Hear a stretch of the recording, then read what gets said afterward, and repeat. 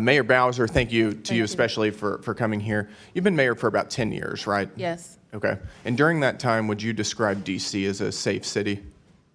Yes. You would? Listen, Mr. Gill, and it was brought up earlier by the Congresswoman from The murder Detroit. rate in Washington, D.C. is the 4th highest of any city in the I country. Would you describe that as a safe city? I have heard every statistic and factoid, and they're all different about where our city. Are you disputing that Washington, D.C. is the 4th highest murder rate in the country? I'm not familiar with that statistic. You're not familiar with that What I know, statistic. Mr. This is your Gill, city. Mr. Gill, Respectfully, excuse this is me. your city. Respectfully, I know that we have driven our murder rate down. What was the homicide rate in 2014 before you were elected? I don't know. Do you know how much the homicide rate has changed during your 10 years as mayor? I do. How much? It has gone up. It's gone up by about going 70%. Down. It's gone up by about 70% from I don't think that's 2014 to correct. I don't think that's 2024. Those are correct. from the Metropolitan Police Department. I That don't is think that correct. number is correct. You should know the crime statistics for your own city, I do know especially my whenever it's crime this statistics. dangerous. Do you know how carjackings have trended during your time in office? I know that they have gone down. They're up over 500% since from 2014 to 2024. That's not a safe city. I don't think any person would call that a safe city. We'll move on. Do you agree that defunding the police makes our communities less safe, don't you? This is what I want to say. It's a straightforward question. Yeah. You're not Well, going to this is filibuster. this Do is you my think that answer. defunding the police This makes is our my communities answer. less safe? What I know is that people have moved here. People have sent their kids here. People have started businesses here. We have record. Does we have defunding the record police make our visitation, communities and more so or less those safe? are the indications. Does defunding the police of make a our city communities where more or people less want safe? to live, work, and You visit. won't even back your own police department right now. I'm clear- asking you, does defunding the police make our communities more or less safe? And you won't give me a straight answer. I've already answered that today. And why don't you tell me again, do you think that defunding the police makes our communities more or less safe? I've never defunded the police, nor would I. You think it makes our communities less safe, is that correct? I just told you, I've never defunded the police, and I never would. I understand that. You know, you may not have defunded the police, and that's a good thing, but you did provide a $125,000 grant to an organization lobbying to defund the police. Are you aware of that?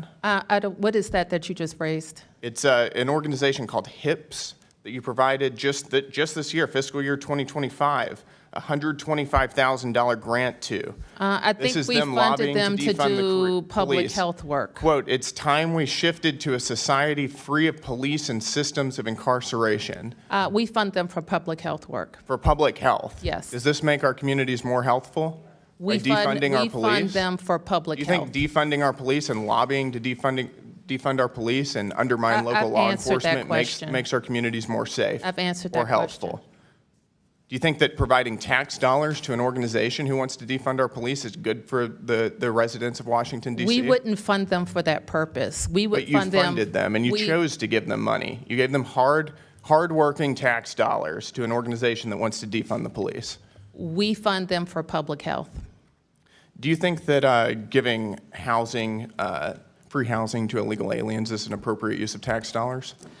We think if it keeps people off the streets, then we have to keep people off the streets. You agree with giving your residents tax dollars and using them to give subsidized housing for illegal aliens? But Mr. Gill, we also didn't agree with the governor of Texas or Arizona busing people, tricking them to come to our city. And we didn't agree with that either. It's surprising to me because you're also funding NGOs that support free housing for illegal aliens. And I hope you would agree that other governors shouldn't send people on buses that don't have any housing to our city. Free housing for illegal aliens in your city.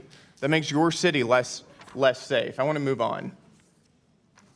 In May of 2024, and this was referenced earlier, there were some major pro-Palestinian protests and sit-ins at George Washington University. This was during final exam season. They were terrorizing Jewish students. They were doing it for weeks. It was a major problem. The police were called in, and you stopped them from doing their job. Why is that? I didn't stop the police from doing anything. It is illegal for them to block a roadway. We've got the law right here.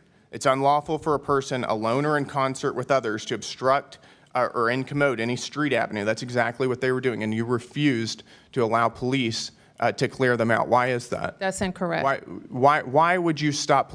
Clear the record then. I never stopped the You didn't police. stop them. No, I did not. You didn't stop them. Would you like to explain what happened? Why police never cleared out this roadway? Police did clear roadways. They were there for weeks. Police cleared roadways. They were there for weeks, Actually, terrorizing Jewish they were students, and this is probably in your on city. private property, not on the roadway. No, they were on public roadways. No, they weren't. Terrorizing Jewish students, they and you weren't. allowed it to happen. No, I they yield my weren't. time back.